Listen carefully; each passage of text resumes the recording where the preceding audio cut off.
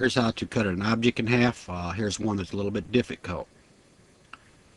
If, say, for some reason you're in perspective mode here, after you was in front view mode, you need to be in orthographic view. So I'll double click this icon down here twice, and you can see the grid here is flat in the back, the one with the white crosshair, so we'll view all. You notice the edge flows, they kind of go offset to the right, one to the left, different degree angles. A lot of people might say, hey, you just select one here and you loop it.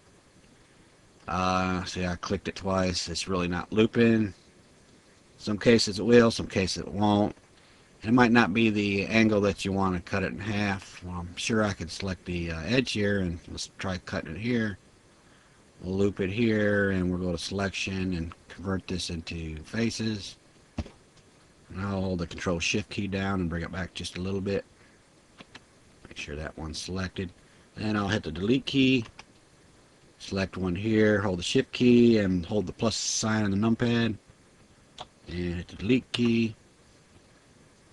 And but when I go ahead and mirror this though, I select mirror here.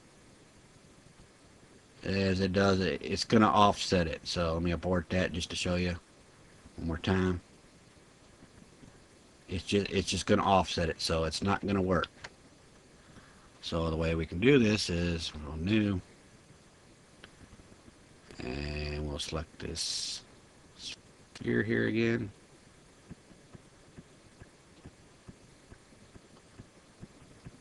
I'll make sure I'm in front view mode, and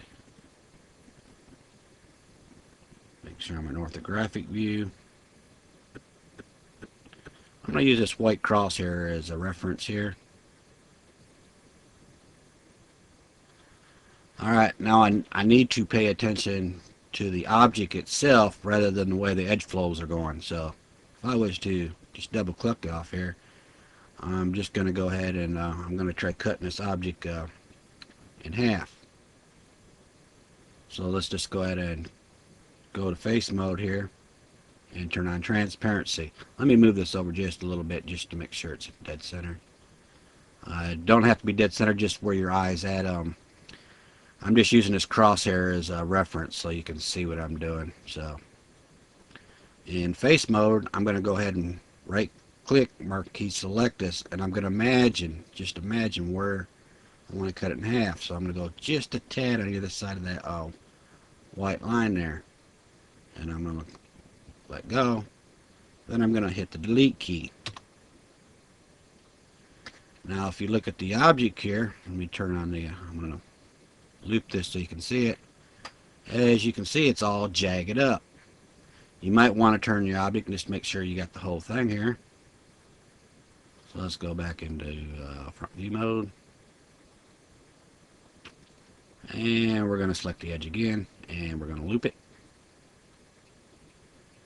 Now if you see the red handle, when I pull on it back and forth, the red handle means, according over here, red, you match the handles, and this is red.